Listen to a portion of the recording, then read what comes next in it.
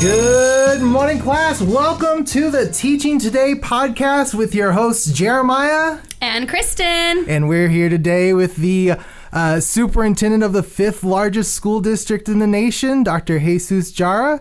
Well, hello. Thank you for having me. Good morning. Hello. We're about halfway through the first week of school this week, and ooh, it's a hot week. We got heat warnings all over the place. Okay, listen, let me just jump in. That's Sure. Actually, now that I have you on the mic, we need to do something about this monthly start. Yeah. No. Let's push it back to June, okay? No, it's too hot, but it's okay. Like, I had kindergartners outside today, and I was like, let's go in, and they were like, no, we're good. So They want to stay outside? they did. Well, good for them. I know. I was like, that's all right. It's like the exercise. Let's do it. I hide in my classroom. I keep the kids say it's so cold in here. I'm like, no, I'm hot. I mean, I'm the one doing the work in here. So Right. You just have to sit there. Not a big deal, right? yeah, right. So we've brought you here today, Dr. Jara, to basically, we see a lot on the news. We see a lot giving out interviews about different policy. Please don't watch the news. We see a lot of policy coming from, but you've been here a year now. We want to know who is Dr. Jara.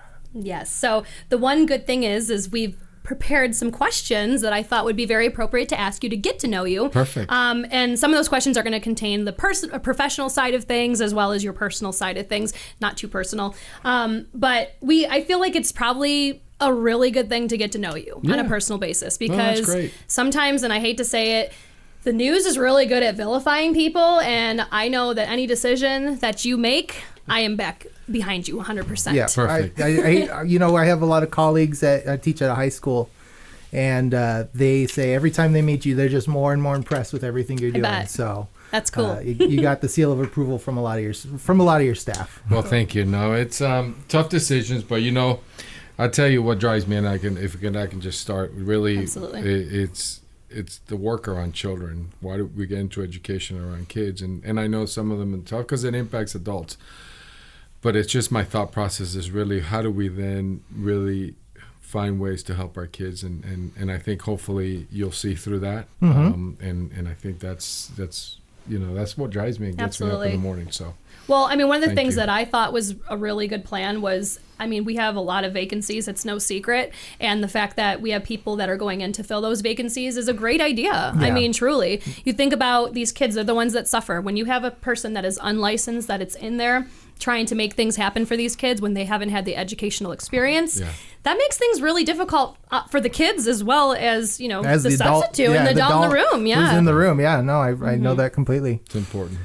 So let's, I guess we'll ask a couple questions. Tell us about your background. I mean, we know you came From Florida. but before that, So I'll tell you a little bit. Yeah, before that, I've been quite a lot of places. So first of all, I was born and I mentioned this today, I was born in South America, in Venezuela. I moved to the United States when I was 10, fourth grade. I still remember Miss Kilbride, my fourth grade teacher.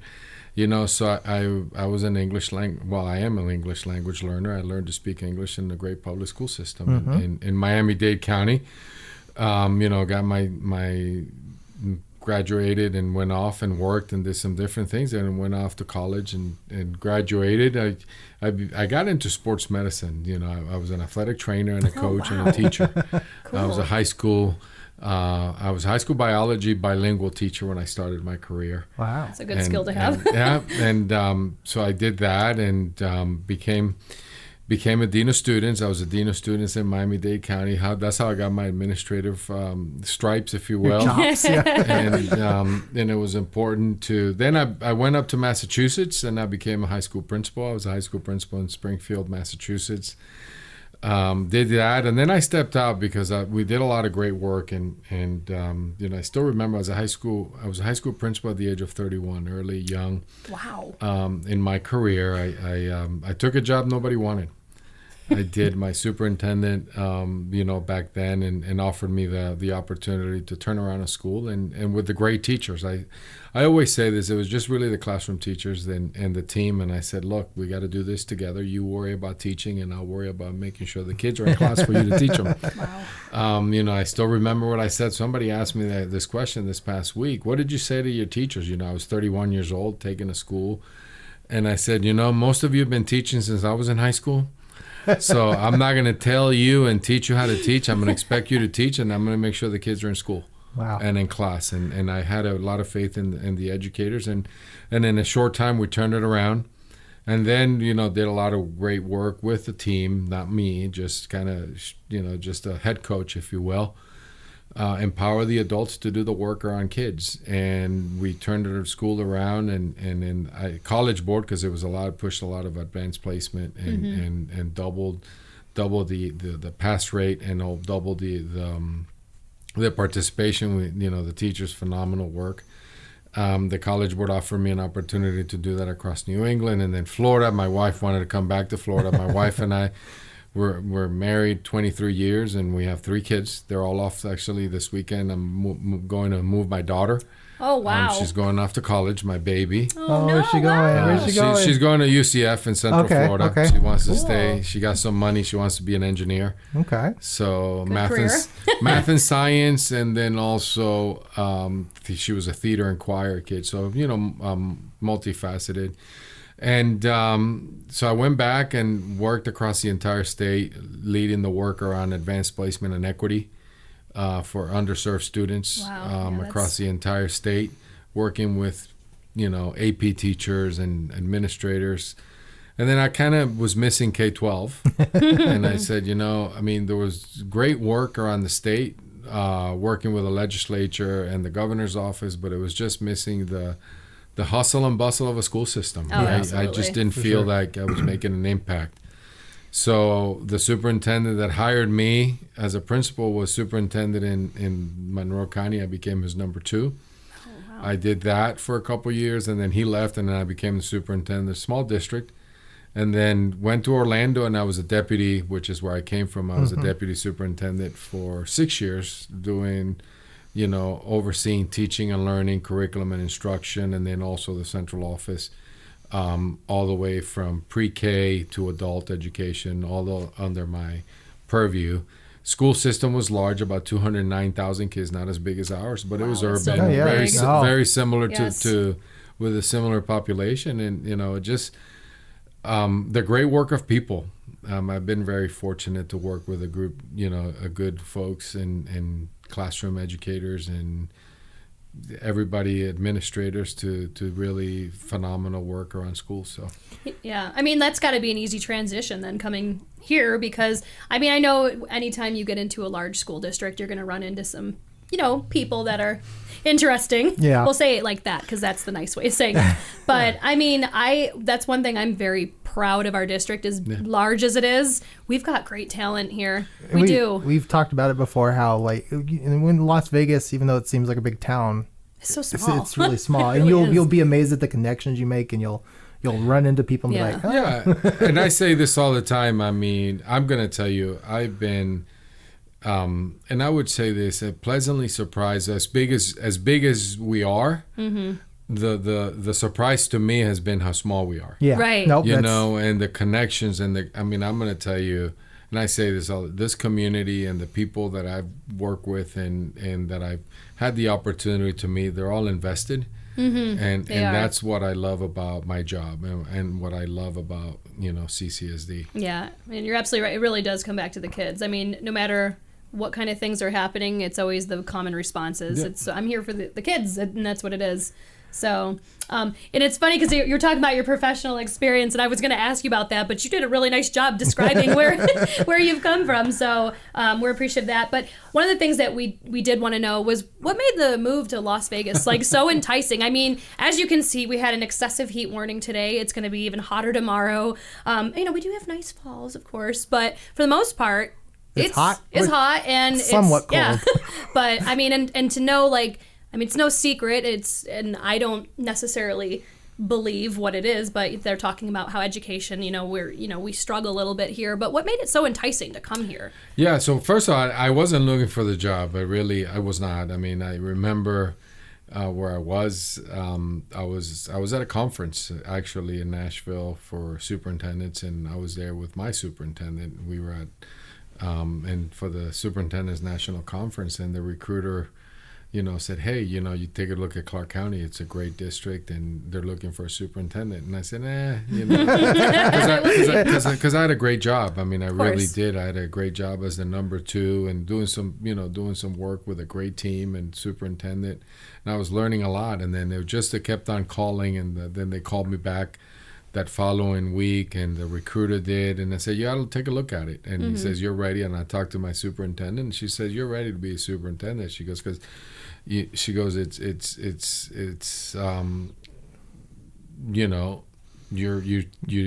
my designee here, and when she's not there, or when she wasn't there. So then I started looking and digging, right, looking at the data, and very similar. When you look at the hospitality industry, Orlando, you have Disney World, Universal. We have a very transient population. Very. In Orlando. The demographics were very similar.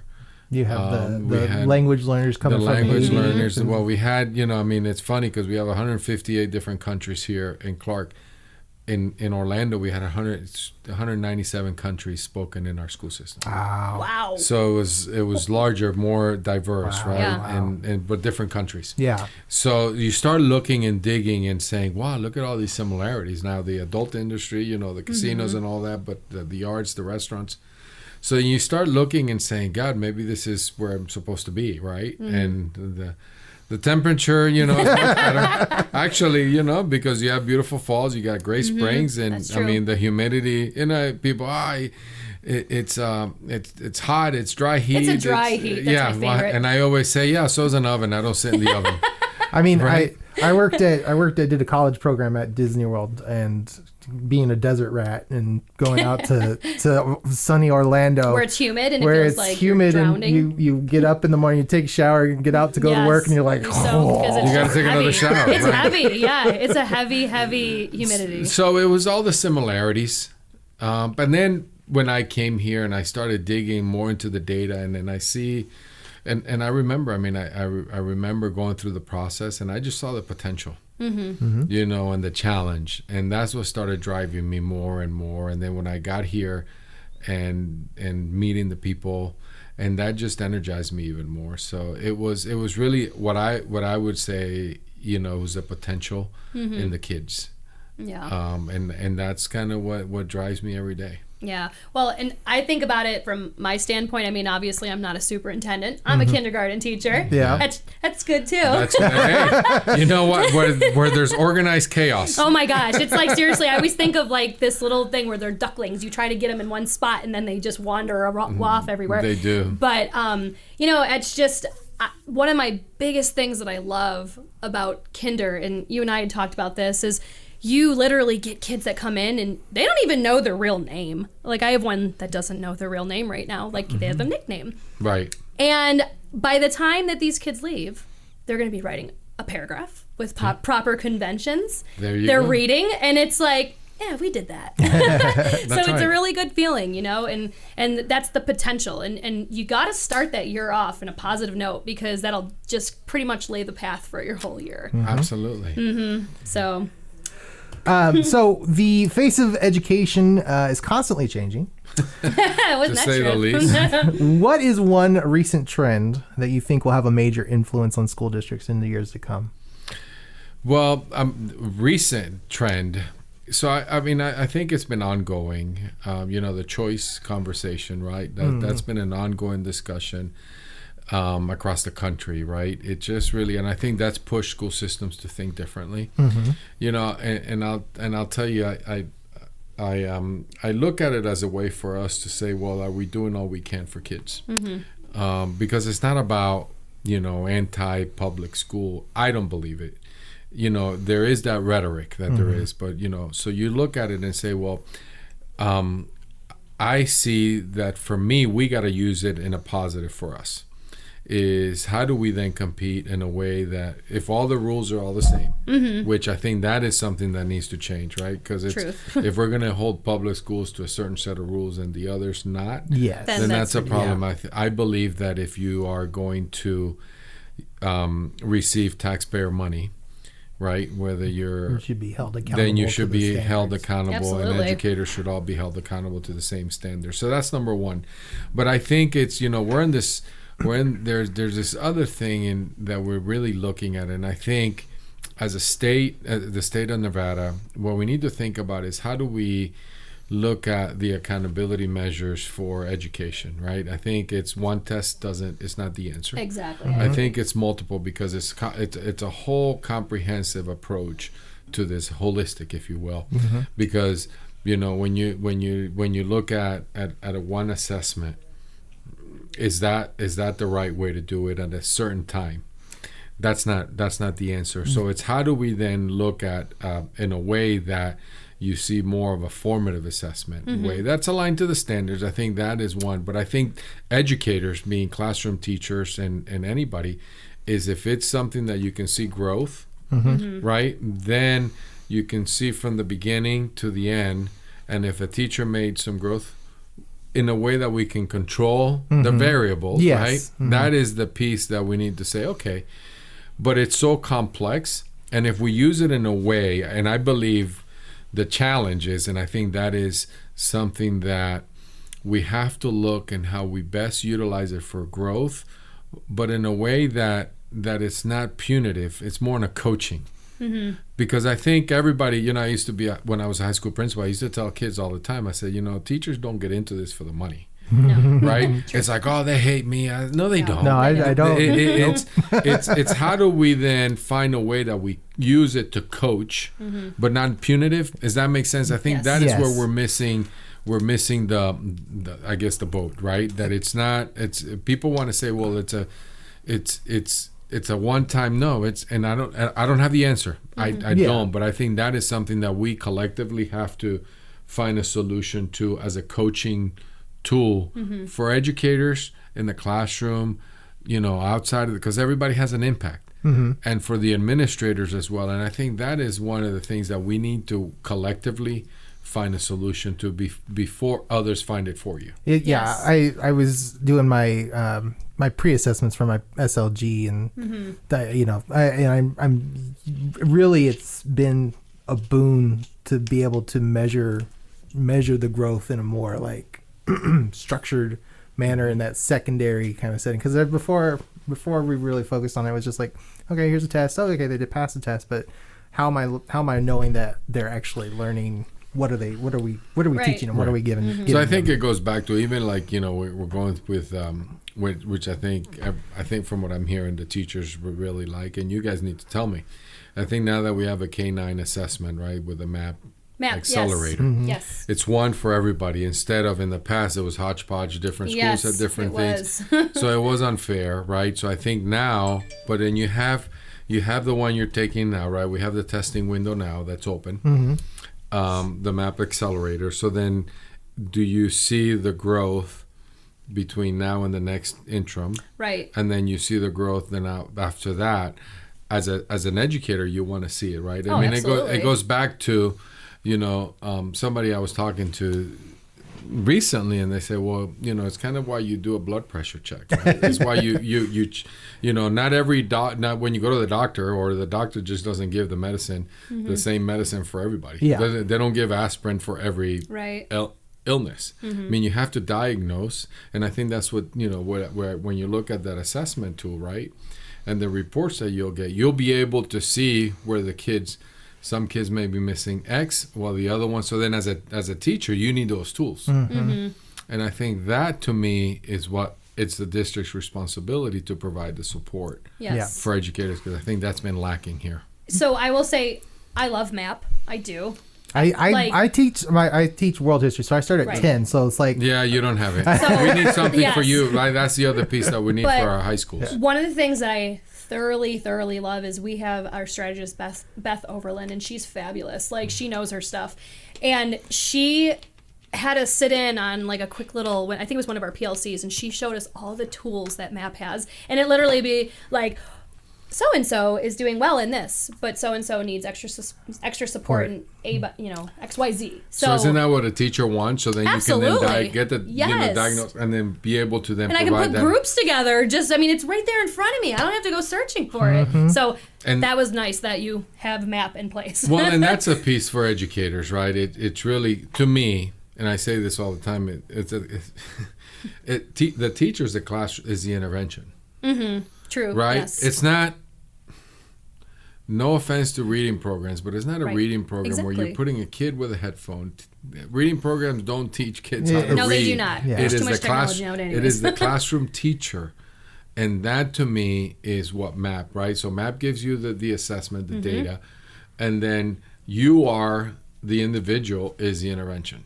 Yes, absolutely. Yep. Another thing I will say about that, it's very tough. We need to get smaller, like the mouse, because the kids' hands are like the size of a peanut, and trying to see them navigate with the mouse, it's like That's next thing tough. you know, they're like hanging off the desk. And they're probably doing that. They're trying to figure it out with a yes, trackball. or they'll just touch the screen because they think it's an iPad, and I'm like, no, this is called a mouse. You have to roll it. So well, now that we have a little bit of that information, what about this was one of the things I wanted to know, because I'm like, man, I don't understand how you function like under all that stress. I feel like I'm stressed out for you and I barely know you. So like when you're going through a typical day, what does it look like not to like drag it out and be like, tell me your every move, but when you go into if you're in the office to the end, what does that look like? What does it look like, feel like? Well, I get up in the morning and I exercise. Good. So I do. Yes, John Anslin told you got a new treadmill. I do. That's right. Well, But John, no I'm going to tell you. I'm going to tell you. He said don't let him get out of eating, because we did blazing wings with him. Oh, you did. Okay, good. Burn your mouth. And he said Good. he's going to tell you that he's counting calories, but he just told us today that he got a new treadmill. So I did. I got a new treadmill. I had a stationary bike, so I'm rotating between, because it's getting older. So I have I do that in the morning. I get up about 4:30 and I just inside at home. Good. Just because and actually it's my best thinking it sometimes. zins you. Oh, I bet. And I it bet. just you start your oxygen starts flowing, and that's I try not. I need to do a little bit more regularly, but I'm doing that in the morning, and then when I go into the office, it all depends. I'm usually Elizabeth. She does a phenomenal job, and I set meetings. Mondays is my cabinet morning, where you meet with cabinet and different things. So just appointments. I try to, if I have a long break, and this week, I had about an hour and a half break. I said, let's just go. I go to school. Yeah. Right. Just to pop in and just to see, not in a way just to see instruction, see children, see adults, so they know that I'm here to support. You're not just a face on TV. Exactly. Right. And I think that's what's so important. Yeah. I mean.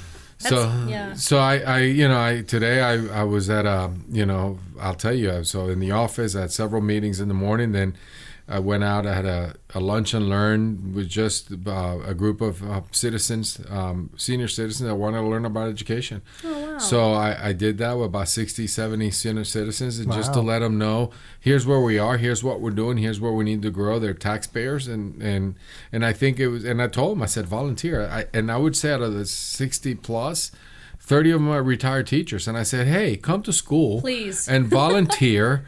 Your time, maybe you do pull out, maybe you do something and volunteer. They're librarians, they're band teachers, and they all want to get involved.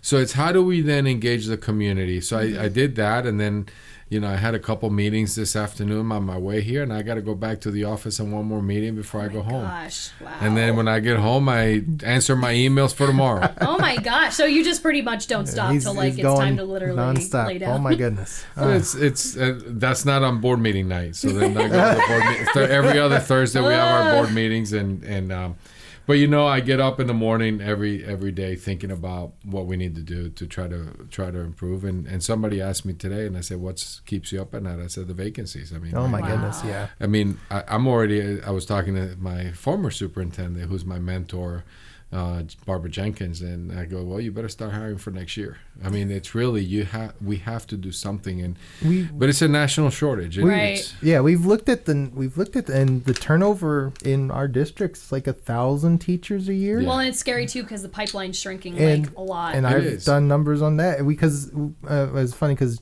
Jim Frazee, we were talking at lunch today, and he said, we used to be able to recruit the excess teachers from California, but the teaching pipeline is just well, that's the thing. Kids aren't going into education, right? Because obviously I believe is the rhetoric, right? The national rhetoric around education, and I think that is what we need to address, right, as a community. Yes. And then you look at it and say, okay, well then, and for us. I was having a meeting today, and I said, it's a class size. I think it's the class size, the workload, and I think that is the long-term, quick short-term that we need to start addressing because I was at a school today. Monday I was at a school, and then there's a fourth grade class with 33 students, and I'm looking for the second teacher. I thought it was two, and it was just one big long line, and I'm saying, how do you address this? And it was a school that just opened with new additions, so we're building to catch up, and I think that is to me what keeps me up at night. It's definitely because it's always hard at the beginning of the year, so I'm not knocking anything at my school, but like. I have one class I have more than one class, but I have several classes that have 40 kids, and then I have 2 classes that are in the 20s. Oh, wow. And guess which one's a lot easier to teach?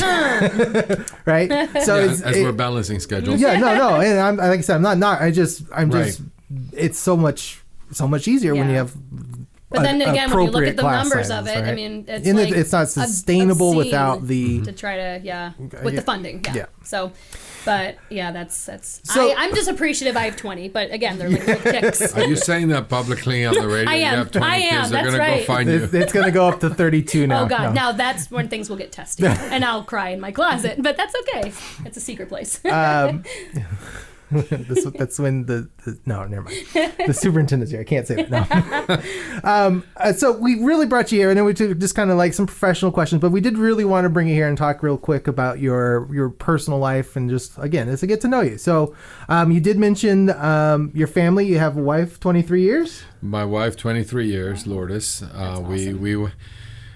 I go back. I said we went to high school. Actually, we're in the same middle school, but we didn't really know each other as when we started dating, and we're like, "Were you in that 7th grade Spanish class?" Oh, that's so funny. She goes, "Yeah, with Miss Ruiz." She goes, "Yeah, I was in that class too." Right? I mean, yeah. So and we have 3 kids. My oldest, Carlos, who graduates in December. He's going to be an engineer. Okay. My middle one lives here with me. He came here in January. He still is in the. He graduated with a welding certification, so he's welding, but he's not going back to school. So he registered, so he's going to start UNLV. Okay. He was like, "Dad, 19," and I said, "Son," but I always talk about him about going into welding, but he had that opportunity, right? And now he's like, maybe not. And now I'm like, well, maybe I'll go. So he's now thinking of, and he's going to college. So, which is what I always say, our kids should have the ability to jump off Absolutely. and on until they figure it out. And I think that's the beauty of being prepared for the workforce or prepared for college. So he's a living testament. So he's going to UNLV. He starts August 26th. So he's on a vacation in Florida with his brother. And then my daughter, who starts, she's going to go to University of Central Florida to study in industrial engineering. Wow. Very cool. Well, you have intelligent kids. That's incredible. They take after their mother. What about animals? You have any animals at home? I do. We have a little puppy. Not a puppy. She's 5 years old, I believe. Coconut. And Coconut. Your dog her? Yeah, she's actually hyperallergenic because I'm allergic to dogs. Oh, but wow. my daughter wanted her dog, and she's actually from the Bichon family. Okay. Oh, cool. It's Catan Tulliar that we found, a rare breed. I don't know if you know this, but I mentioned this, and I think I mentioned it a year ago when I got here. My daughter, who is my baby, she's a cancer survivor. Wow, that's incredible. Yes, I did. About that. So when she was going through treatment, she wanted a dog, and I was all against it. But when your kids are suffering, anything to make them better. You do whatever they want. And, Absolutely. And now that she's off to college, we're like, what do we do? But we fell in love with the dog, and actually it was her therapy dog that got her through. Wow. So your daughter, what kind leukemia. of cancer? She's leukemia. Yeah. So she's been since actually a year. She's been fully. It's been 6 years now, but she's a little special. Wow, thank God. And that again goes back to that. You have a stressful job, and then to factor in your personal life into that is just mind-blowing that you keep yourself together the way you do. I mean, your whole family, that's amazing. That's a testament to you guys. No, thank you. It's a Absolutely. family. It's a family. Yeah. Absolutely.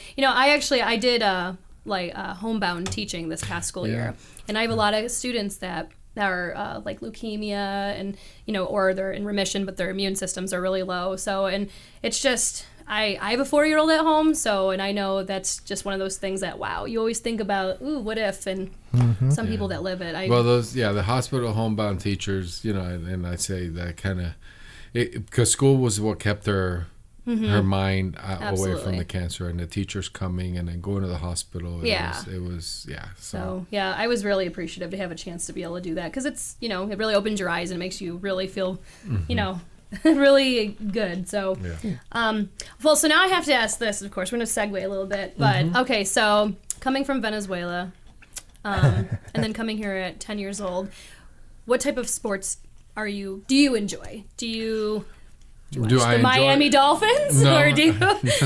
Well, what sports? No. Las Vegas Raiders? Well, I think Mayor Goodman told me, because when so I'll tell you this. So he's going to give us the political answer, isn't he? No. I'm not a Raiders fan. I haven't been. I wasn't, but I think that's got to change. Right? I don't think that's kind of what Mayor Goodman told me. She goes, you have to really. You got to be a cheerleader. You got to be a Raiders, and look, you got to cheer for the home team, which is what happened when I was in New England. In New England, you had no choice. Oh Lord, I'm a Bills fan. Oh, I'm so sorry you are.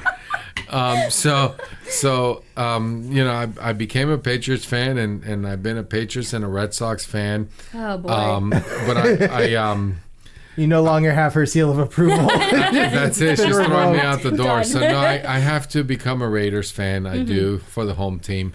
But I just been a New England fan since I was in New England. Okay, Dr. Jara, let's talk about this real quick. Side note. I am hoping soon that Brady retires, because I can't do it anymore. Like, the Bills, the Jets, New England, and Miami are all in this division, and every single year we always have hope. It's going to be our year. It's going to be our year. We're going to win the division. And it never happens. And then we get people like Peterman.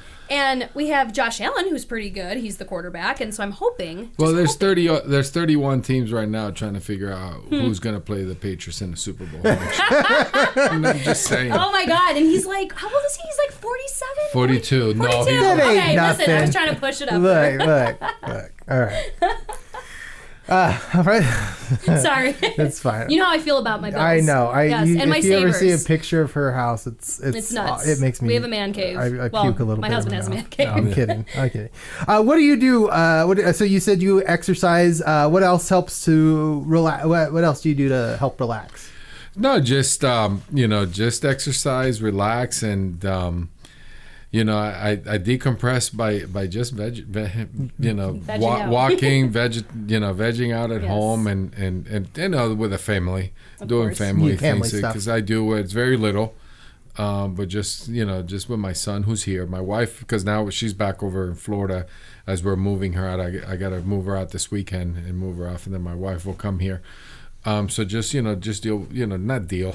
Sorry. No, that's it. Just do the family thing with the kids, with the one that's here, just to keep them engaged, and because he's in a weird age. He's 19, right. So he's not old enough to do a lot of the things. But just I do like to watch sports. I'm so happy that football season started. Oh, me I'm too. like, oh, this is great. Me too. Well, I sent this out. We had John Anslone here last week. And he's a Bills fan now. Oh yeah, he's my boy. Well, it's funny because I found out the other day, my first day back, I was talking to some of the football players. Our first game it's at Sierra Vista. Oh yeah. So Centennial versus Sierra Vista. I'm like, I think I might have to go down there Definitely. for that one. and that's so great. I mean, and that's one of the things that I said I love high school sports. I love high school football. It's just that time of year, so I watch a lot of sports, and just to be honest, I do that at home. I don't I don't like to go out in public because it's just not that I'm you got to get a disguise not that kit. I'm Tom Brady. But, oh my gosh, that's Dr. Jara. I just rather watch TV at the house. Yes, well, I can only imagine too. That what? Real side note, does that happen? When you go out, are people like, oh my God, Superintendent? Right. No, they'll say, oh, that's the guy that's on TV always trying to. You're like, I have a name. Like, oh my gosh. Yeah, no. Yeah, that's interesting. I've always wondered that. I was with my son at Target and somebody stopped, and it was just, teachers that want to say hello. Of course. Or I run into somebody and my son's like, Dad, seriously? I'm like, well, it's just. I feel like I've missed a lot of. I'm gonna call you a quasi-celebrity, like in my life, because I feel like I'm just so when I'm out in public, I'm so clueless of your surroundings. I'm like, oh no. I used to work at a magic shop, and we had Steven Tyler come in. Oh, from Aerosmith. From Aerosmith, wow. and Cool. he was browsing through the shop, and I was just like, hi, how are you? And my boss came. He's like, come here. He's like. That's Steven Tyler. And you're like, oh, who? What? I said, oh. So, yeah. No, that's funny. Oh, wow. One more question real quick. We'll take a little break here. You've been here a year. What's your favorite restaurant you found so far? What do you like to order? Oh, yeah, we need to know this. Okay. I mean, there's a lot. So, Sushi Loca. I love sushi. Ooh. Sushi Loca. Summerlin. And Panchos. Right there, the Mexican. I'm gonna say. I was talking to somebody the other day, and I said I've had the best Mexican food here in Las Vegas. Oh, really? Oh yeah. Oh yeah. It's great. It's spicy. They're going. It might be like white boy Mexican, but there's a place called Macayo's over on Charleston. Oh yeah, they're gonna close. They're closed. They have a new one opening, so wow. they're waiting for their liquor license. What I found out the other day. But my favorite thing is they call it Baja. Baja sauce is like a cream cheese jalapeno cheesy. That sounds delicious. Oh, so good. Really? Yeah. So, but anyways. So, all right, our final question for you, because we know you have meetings to get to. Well, One more. But okay, so think about, I know, going back to like when you first started off. So obviously things are different now, but if you had, not saying anything, but things have changed in the educational world, but if you had one piece of advice to give our educators out in Clark County, what would it be? Especially with a new school year starting. So oh my God! And I'll tell you, to all 42,000 employees, or the teachers, I just just to really think about the potential our kids have and the impact. Like you just talked about kindergarten, and in world history, I think, and I know they do. I mean, I think I would just say stay focused on the children, right? And not that they don't, but I think it's when that aha moment. Sometimes it may not happen right away, right? Yes, and true. you know that from the classroom and why you got into this profession, right? I think as tough as it is sometimes, and as tough as it is at the state here in Nevada, correct. And we know that, and I know that I'm advocating for educators all the time, and that's the work. Is just to go back and reflect on the human element and why you got into it. To me, that's kind of what gets me all the time. It's just my teachers that made an impact. And look, I mean, in my career, when I was going through school, you have teachers that helped you more than others. Yes. But it's just those that made an impact as to why you got into the profession. Yes, they're a good testament of it. That's absolutely true. All right. Well, we want to again thank Dr. Jara for coming out, taking some time out of his schedule today to speak with us and speak to all of you lovely folks out there. And I'm sure wishes all you guys the best of success. I do. And actually, you know what? Let me know when you want to come. I would love to. Oh, yeah, that's right. No, we're supposed to bring him to Johnny Eats, too. John Anzalone. He's like, listen, get him locked down for my. We all have to go to we gotta go. See, look record at you our are food like video. a celebrity. People, they need you on their. You know what? First of all, let me thank you for inviting me here. This is critical for me. Just how do we talk to the educators? And I think it's just so they know they have an advocate. And whenever you want me back, let's just schedule it. We definitely it's important. For me, it's great, and appreciate it. Stay there. We got 170. What is it? 177. What's 77? We know. And just remember the impact. But I just want you to know that I appreciate you having me here, and thank you, and thank all of you for the work you're doing in the classroom and in our schools. Thank you so much. So we just, again, so grateful to have Dr. Jara come out here today. It was an amazing sit down. My coworkers had said, I said at the beginning, they give him a seal of approval. This is the first time I've interacted with him directly, and he's such a knowledgeable and personable person. Yeah, truly. You know what? And he's very easy to talk to. Like, sometimes you feel like when you're talking to the man in charge of the 5th largest school district, it could get pretty, quasi-celebrity. Yeah, quasi-celebrity, where it feels like, oh man, I really need to really mind what I'm saying. But he is really down to earth. Yes. And I'm super appreciative of that, because honestly, that makes me feel good about the decisions that he makes. And you know what I found very interesting, and I couldn't remember directly, but his story becoming an administrator, very similar to John's. Oh, Anzalone, yes. Because he said he was 30 some odd years very old. young, and yes. so was John. So interesting, connection in that way. Yeah, but the only thing I'm not okay with is that he's a Patriots fan. But that's okay, because I like him, so I'll let it slide. No. So, and special thanks to Tucky's Barbecue out in Henderson today. Yeah. They provided us with a big spread. We heard that John Anzalone told us he was a barbecue fan, and we've had it sitting here, and he had a very tight schedule. We were going to do some taste testing on the air, but he had to get to his last appointment, unfortunately. But again, it's very special thanks. They had a break-in recently. Someone broke their door, and I did some thievery.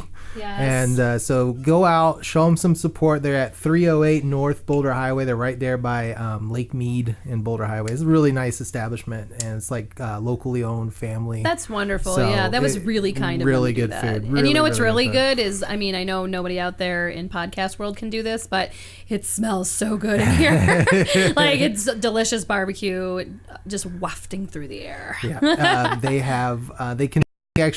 do catering. They do, you can go in same day and pick up a party of 10. Oh, wow. They have enough, food and stuff for that. That's impressive. Anyway, so as we has said, we wanted to build a relationship with the superintendent. We also think it's important at the beginning of the school year here to build relationships with our students. So we're going to just take a quick look to wrap up the day with what are our 10 ways we can build relationships with students this year. Yes, and it's important now more than ever, because we are starting the year and it's, completely fresh. Mm-hmm. So this is the time during these next couple of weeks to really dive in and get to know these kids. Capturing kids' hearts. And I really, truly, firmly believe that that's an important, building the rapport with your students, so important. It makes your life so much easier when they trust you, when they can feel they can confide in you, or that you're not there out to get them. It's a game changer. Yeah. I can tell you just from last year, I really took that motto and ran with it, even though every year I really do try to build relationships with these kids. But last year, we just had our classroom climate was incredible, and those kids thrived, and the things they were able to do by the time they left kindergarten was mind-blowing. No kindergartner should be doing those things. You think about the studies and stuff, and they're like, oh, it's developmentally appropriate. These kids were amazing. Yes. And you Ron Clark, you saw Ron Clark at the CCSD. Oh yeah. The new hire orientation. Yes. Too. And he's got a powerful message. He does. He's incredible. And it's all about building relationships. So, just real quick, we're gonna go through these. Kind of give you a little rundown on how they work, I mean. And we'll start off with the number one advice is say hello and goodbye to every student every day. And I think it's easier maybe in elementary because you have the same kids. Yes. You have one group of kids, 20 in your case for now. For now, let's keep my fingers crossed. But saying hello, getting those relationships. And somebody told me, I forget who it was, somebody told me that you may be the first positive interaction they have with an adult all day. That's true. And so it's important to set that kind of tone and be there and be available for your kids. Yes. And honestly, Jeremiah, I can tell you, coming from a school that I taught at prior to Shore Elementary, having that positive interaction was just so key to get these kids motivated and started, because I know, we all deal with, things that are unfortunate in our life, and they had dealt with a little bit more than most people. Mm-hmm. So just having that interaction and showing them, I'm here, I'm open, I'm here for you, just really changed a lot of things too. So, but excellent. Well, so the next one that we are going to talk about is student letters and questionnaires. Mm-hmm. So, this falls right in line with being a first week activity. So the first week of school, I ask students to write me a letter that tells me everything I need to know about them. Now, when I say I have them write me a letter, normally I'm dictating. Sure. So it's more actually draw me a picture, if I can actually backtrack for a moment. And it's important because a lot of them, I find out a lot of information, and I'm sure with you, because you do have writers, and I'm sure they're dealing with a lot more because that they can cognitively, understand. But yeah, I've learned some very interesting things about that. It's this year I did something a little different. I've always kind of done a back to school, what'd you do over the summer? Yeah. And I saw somewhere on Facebook recently, like that can be traumatic, and I think I'm like, but and I get it, I do get it. So this year I did try something different, and I said instead of doing that normal thing I used to do, I just wrote. I said, give me a writing sample. I want to see what you write. Mm-hmm. And my question was, what is if you could change one thing, any one thing in the world, what would it be and why? Oh wow! And I was amazed when I sat down and I started reading them, that they have a lot of they share a lot of the same concerns that we as adults do. Oh my goodness. Gun violence, pollution, homelessness. I was thinking it was going to be, I just wish we didn't have to go to school. Right, exactly. And you get some of those. Right. But the kids that are taking it, I think, to heart, mm-hmm. they do know that it's important, and they do know that it matters. So I was really shocked by what I found out from this. More than, like I said, those summer, what did you do over the summer type questions. So that's crazy too. You think about, they're talking about gun violence. God, now more than ever, that's terrifying.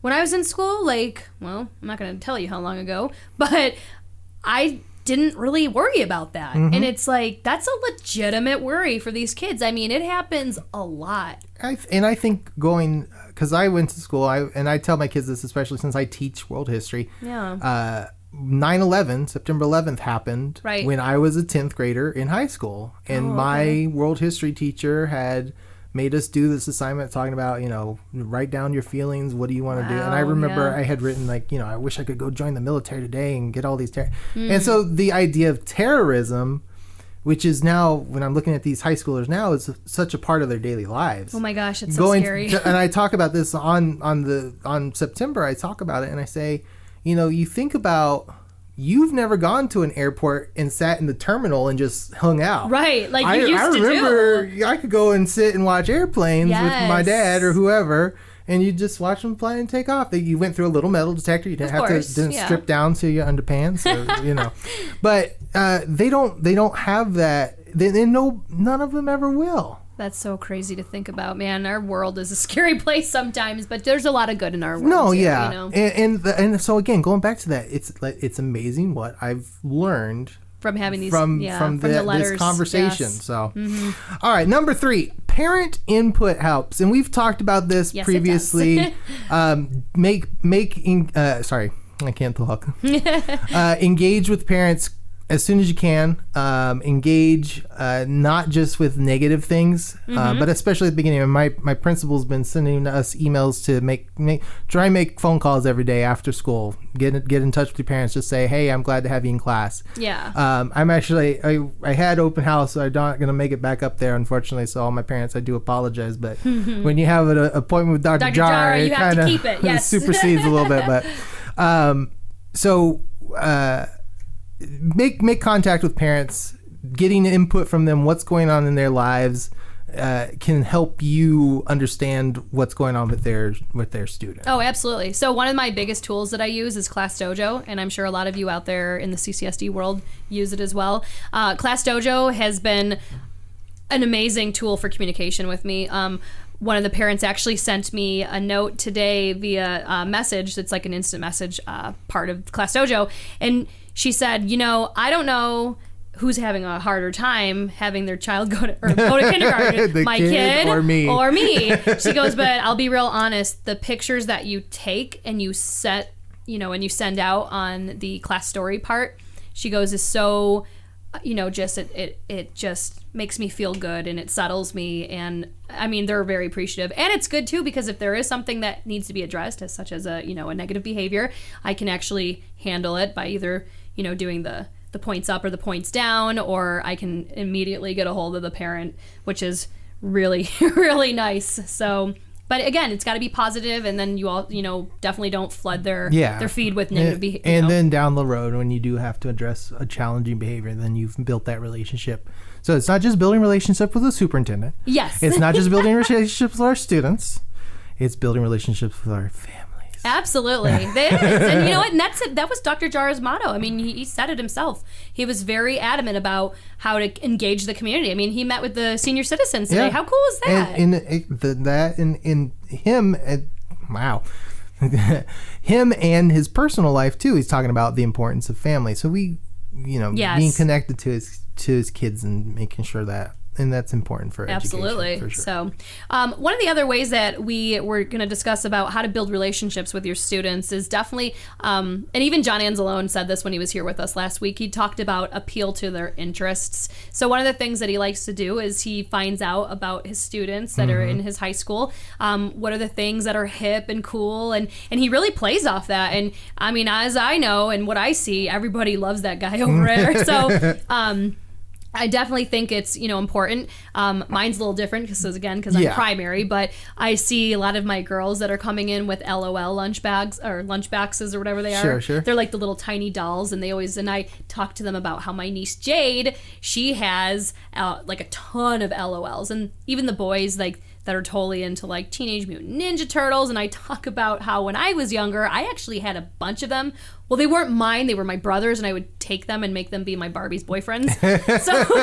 So Barbie's dating a turtle. Yeah, exactly. Yeah, okay. Hey, there's nothing wrong with that. So, but it was funny because my brother would come in and be like, "Do you have my Ninja Turtles?" And no, I thought Barbie usually dated G.I. Joe. I thought that but my brother was really into the turtles. But regardless, so having that appeal, appealing to their interests and establishing, a common ground. Yeah, no, and I do a lot, especially in history. I do a lot about trying to find out their interests. It's easy with, I shouldn't say all the time, it's probably stereotypical, but it's easy with boys because they're all into the Fortnite, PUBG, and it's like, okay, well, I can fake it. I don't play that, but you can figure out a little bit, and then over time you kind of pick up on what clubs are they in. Mm-hmm. Like I'm a theater geek myself, and so all the little theater kids, I can talk to them about their things, and it's nice with history. I like to incorporate things like the Assassin's Creed series.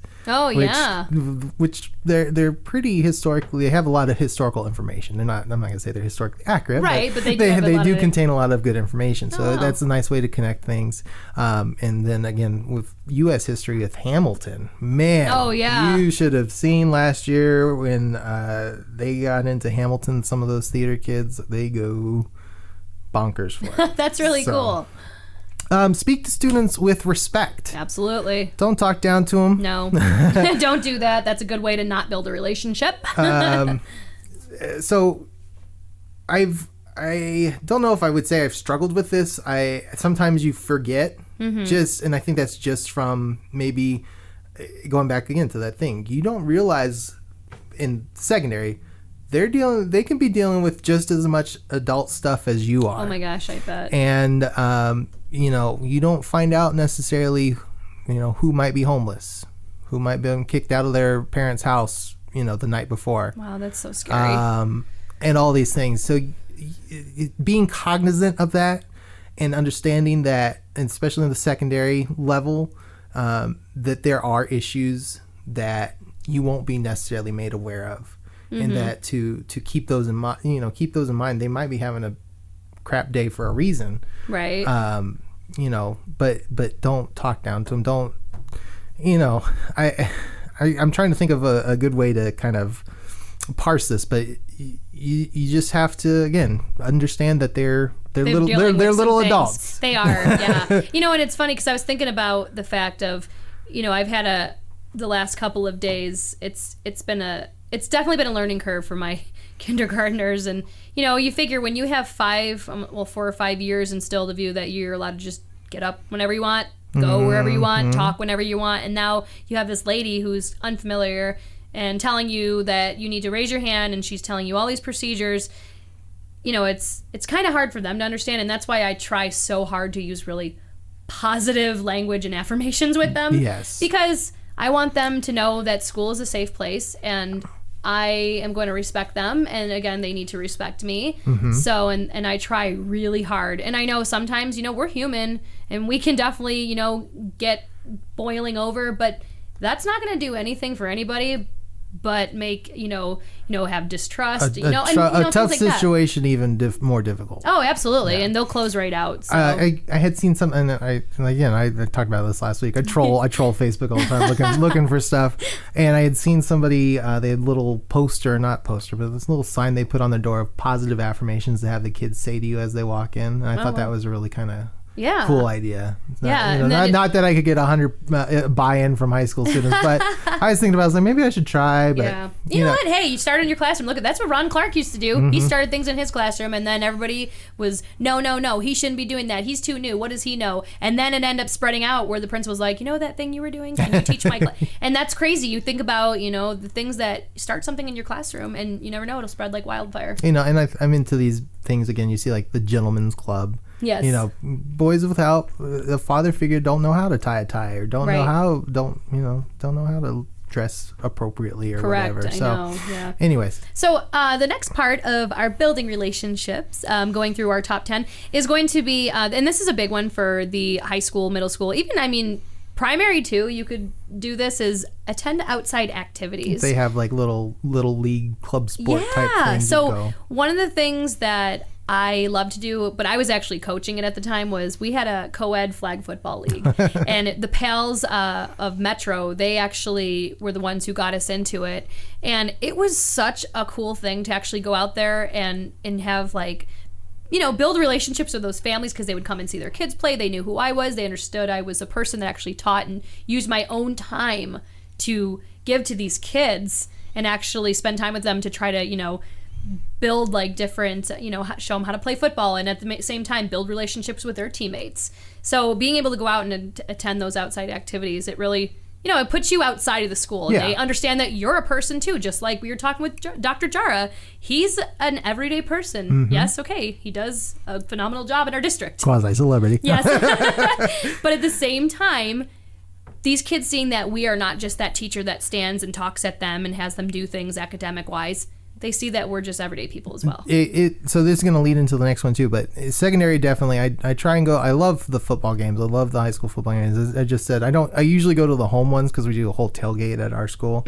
But I think definitely I'm going to go to the Sierra Vista one and do it. I don't know what we're going to do. Maybe I'll have my student council make me a big chicken wing that says blazing on it or something. Oh, that's funny. That'd be cool. I don't know, but yeah, going to the sporting events, going to any of the the shows, the theater shows. All of these are so good, and they love to see you there. Yes, they do. love to see that you're supporting them and that you, again, like you just said. Yeah. Which leads us to the next point: let students inside your world. Yes. And that seems like a strange thing to say, but it makes a difference. Again, you're building relationships. They want to know about you. You're not just this mythical podium speaker, teacher that I think it was probably going away by the time I was in high school, but I think more so for like teachers that are still in the classroom or educators that are still in the classroom from like 20, 30 years ago, they've had to adapt and change this mentality. So more so, I talk about my fiance. I talk about things that are going on. I told my students when my father passed away last school year, and they have to know that you have things going on outside. Today, I told one of my class. I didn't tell them. I said I'm doing a podcast with Dr. Jara today, and they're like, "Yeah, you do a podcast?" I said, "Yeah." They said, "Tell me what it is." I said, "No." I said, I don't want you listening in case I decide to talk about you. Yes, exactly. That's so funny. You're like, nope, can't tell you. Sorry. I said, you can know I'm in a podcast, but you can't know what it's called. Oh, that's funny. And you say that about, telling your students about, your world and Paige and your fiance. And it brings me to today, this morning. My son started preschool or pre-K with Mrs. Brownlee and Mrs. Allen. And he's been having a really hard time transitioning. I saw some picture. He did not look like a happy camper. He was like... Yeah, maybe I'll put some on the Teaching Today page so you guys can see my pain that I'm dealing. But today was the first day that I actually dropped him off. My parents have been really kind, and they've been dropping him off because he loves who he calls, my dad, who he calls Beepa. But so Beepa's been bringing him to pre-K, but I brought him today, and when I let go of him, he lost it, and I was like trying to hold myself together because I'm like, okay, nope, that's not going to be good for him. So he's got to hold this little yellow ring, and they walked to the pre-K room. And when I went outside, my students had asked, Mrs. Nigro, you weren't here when the bell rang. I said, I know, guys. I said, you know little Tony? And I talk about him a lot with them. They're like, yeah. I was like, he had a really tough time coming into pre-K today. And they were like, oh, no. They're like, but don't worry, because we see him on the playground. I'm like, yeah, because we actually see into the kinder playground where he plays. So sometimes my kids, like my students will be like, Mrs. Nigro, there's Tony. So, and they know about my family. They know about Mr. Tony. They know about, my dog Biko. Yeah, my dog Biko and my cat Pepperoni and my bird Phyllis. Like, we talk about these things. But it's important because they've got to see that you're human. So. Yeah. Next one.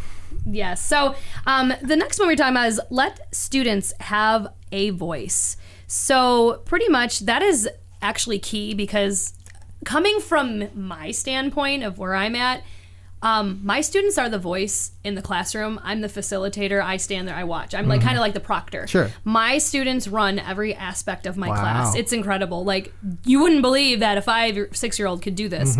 But I'll be real honest. So when I talk, it's a very short time. It's to explain something. Obviously, if I'm doing groups, I'm going to be talking to them and like coaching them through. But their center time with math and reading, they run it. The morning meetings, they run it. I mean, there's very little time that I'm talking at them. Wow. Yeah, it's pretty cool. Like, and I actually got that idea from Mrs. Kuzma, who's one of my kindergarten teachers. I watched her. She modeled the lesson, and these kids just got it, and they knew it, and they were incredible. And for again, this is the challenge between secondary and primary is how do I let my kids have a voice too? I think. Again, that activity I talked about earlier with the just asking them. Oh, yeah. Just asking them a question. Sometimes I think letting them write it down today elicited me more honest responses than if I had said, tell me yeah.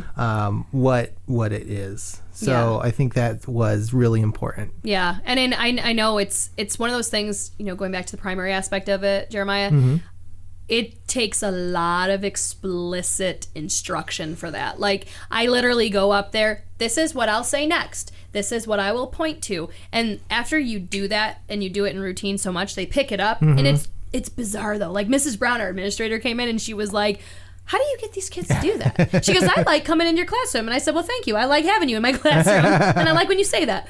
But it's just, I think it's, it really goes away from, like, the, old school teaching of where I'm up there in front of you and we're doing, I'm talking to you and you're following my instructions. And it's like a new era, I guess, where they're doing it on their own.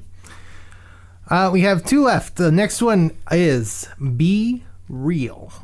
Oh yeah. So this all goes again. It all leads into the same thing. You let them into your world and be real about it. Don't be this Fake. If you're not, I'll say I'm a very jolly person. I love to laugh, and I'm not. Too. We kind of hit on a little bit last week where you have some of these teachers that have the mentality, don't smile until Christmas break. Yikes. And I would make myself miserable if I was to be something I'm not. If I was to be this, and I'll threaten it. Yeah. I'll threaten. You guys are talking too much, and if you want a prison warden, I can be a prison warden. We can sit here and do book work and not talk, and but that would make me just as miserable as it would make them. It's no fun to go into your job when you're having to do that. You're absolutely right. So be real. So be true to yourself. To thine own self be true. Let students see that you make mistakes. Embrace them. They'll learn more from watching you how you react to a blunder. Yes. And they'll come to understand that you don't expect perfection and that they should be willing to make mistakes too. Oh, it's funny you should say mistakes, because I can recall when I was doing open house and I tripped over a power cord and fell in front of all of my brand new students' parents. Oh no. Let's talk about how embarrassing that was. But you know what? I could have just sat there and been like, but I was like, laughed it off, I mean, we're real people. We make mistakes. It happens. Yeah. I have a big cast on my foot, and I've had it for the last 4 months or so. Yeah. And people always ask me what happened to your foot, and I'll always, because I've gotten so over telling the story over and over. So every time, whatever situation I'm in, it's like we were at the Smith Center watching Book of Mormon, and they said, "What happened to your foot?" I said, "I kicked an usher." I was at a car lot, and they said, "What happened?" I said, "I kicked the last car salesman who tried to let me out." So what? So kids ask me, "What happened to your foot?" I said, "I kicked the student last year." Oh God, yeah. So, and that it was a joke. Don't forget, people. No filing any reports. Say it's always a joke.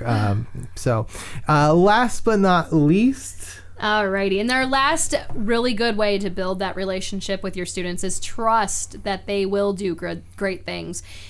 Dr. Jara said it while he was here. That is one of the most important things. If you believe in these kids, they're going to do great things. And if you go in with a mindset of negativity, it's not going to end well for you. So being able to understand that even if you have a problem in the beginning of the year and you're like really stressed out, and I know it's the beginning of the year and you're stressed out and you're trying to think, oh my gosh, how am I going to get through these next 177 days? Who's counting? Yeah, exactly. Trust that they're going to do great things. I mean, it's a transition. It's a learning curve. You got kids that maybe are coming from situations that are not ideal. And if you just be real with them and trust them that they're going to turn around and things are going to happen, you're going to have really good outcomes. And remember what John Anzalone said last week is that it's their first time in your class. Keep that in mind. That you may have been teaching this subject for 10, 20, 25, 30 years, but this is the first time for most. I'm going to say that for my high school, some repeaters, but it's the first time they've been in your class. So keep that in mind. Let them make mistakes. Let them see you make mistakes. Yes. And know in the end that everything will work out how it's going to work out is the best way I can think of it. So. Yes, absolutely. Well, and you're right. I mean, the other thing is these kids, they're gonna try to test you. They're gonna see. Yeah. No, it's they will, and they're gonna make mistakes and things are gonna happen. But that's gonna just be a temporary thing. Trust that they're gonna make good decisions. I mean, and like you said, one of my biggest pet peeves is I hate when I hear teachers saying, "Oh, you have that one. Oh, good luck." And it's like, you know what? No, because you don't know if this person could come in with me and be completely different. And I always, whenever I have an issue, one day I say I have an issue with a student one day, I try and pull them aside and I'll say, you know what, tomorrow's a different day. Yes, tomorrow's a better tomorrow's day. A new day. Let's start over. Absolutely. And I've never held a grudge that I can think of against Yeah. any kind of because it's not worth my No, my mental absolutely energy. not. No way. And so it does bother me a little bit, like when kids say, "Oh, well, you just hate me." I'm like, no, I don't hate No, you at not all. at all. It's like, I don't like the thing that you're doing right now, but I certainly don't hate you. Yeah. So it's just so it makes your life as an educator so much easier to not let these things drag you down. Absolutely. And it'll make your class a much happier place. It will. Yeah. You know, we have this guy, his name's Greg Schmedley. He's like a kindergarten guru. They call him Kindergarten Smorgasbord. And one of his hashtags that he always tries to get started at when he sends things out on his like Facebook page is hashtag Happy Classrooms. And I usually search that just so I can kind of see what's going on in our nation, because I like to hear about like the positives, and I like to know about, you know, the things, the breakthroughs that have happened. So it's a really good way to get your mind right. All right. Well, that is our episode for today, our class session, if you will. Special thanks always goes out to CCEA for allowing us to come and yak away with all Yes. these really cool people We're that we've so had appreciative of the them. opportunity to talk with. I know coming up soon we'll be talking with some of the national board individuals. Yeah. And we'll talk about how that affects people who've been in the classroom for at least 3 years and the process for getting into that. Again, super duper thank you to Tucky's Barbecue. Go visit them. Tell them Teaching Today Podclass sent you. Email, send us questions, advice about your class, advice about student behaviors, advice about life, the universe, or Yes. anything, I suppose. We'll love just to tell you 42. But anyways, send us emails, teachingtodaypodcast@gmail.com. It's interesting. Again, I want to thank you to Eric, who does our editing Yes. and sound. Eric and, is the man.